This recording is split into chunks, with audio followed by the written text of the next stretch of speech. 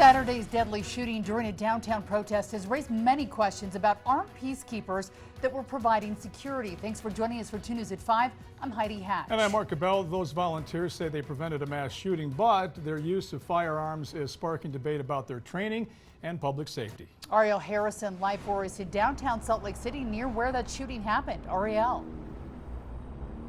That's right. Good evening, Heidi and Mark. Now, I spoke with a man off camera who told me today they are simply a part of the event's safety team, although up to this point, police have been referring to them as peacekeepers. So today I wanted to learn more about who these volunteers are and their role at Saturday's protest that resulted in a man being shot and killed.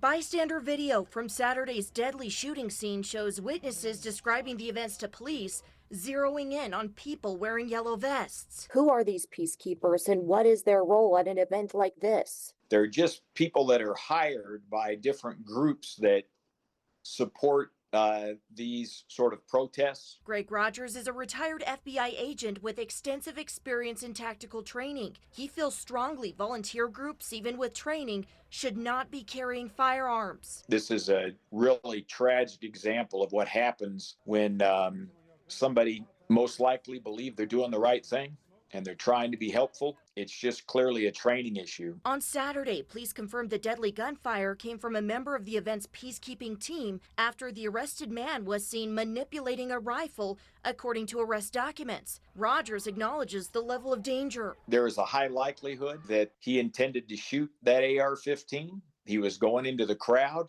That's unbelievably dangerous. In a statement 2 News received from the Peacekeeper group, a spokesman applauded the teams, stating, quote, "We are grateful that the quick actions of all coordinated teams prevented more casualties." We have a request into Salt Lake City PD asking if they agree that the peacekeepers prevented a more horrific catastrophe. What do you think? In fairness to the peacekeepers, that's true, that they may very well have prevented a real tragedy. Doesn't change my opinion that this tragedy could have been prevented without innocent lives being lost. Today, in addition to the current Salt Lake Police Department, I asked former Chief Chris Burbank about law enforcement coordinating with peacekeepers or similar teams. Did you work with these types of groups? We never had those.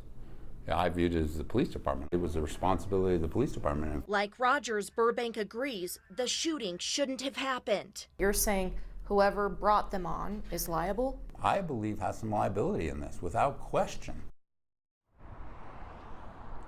Now coming back out here live in downtown off State Street near 100 South, there is this memorial for the man that was killed, that protester who was an innocent bystander. This memorial is growing on his behalf.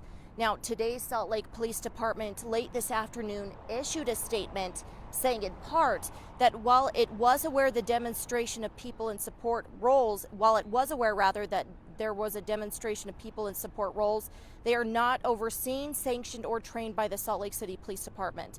We do have the full statement from police shared on our website now, KUTV.com. You can view it there. Reporting in downtown, Ariel Harrison, KUTV 2 News. All right, stay with 2 News for the very latest on the investigation into the deadly shooting at the No Kings Day protest in Salt Lake City. If you'd like to read our past reports and coverage of Saturday's shooting, you can watch all of that on our website. Go to KUTV.com and the KUTV YouTube page.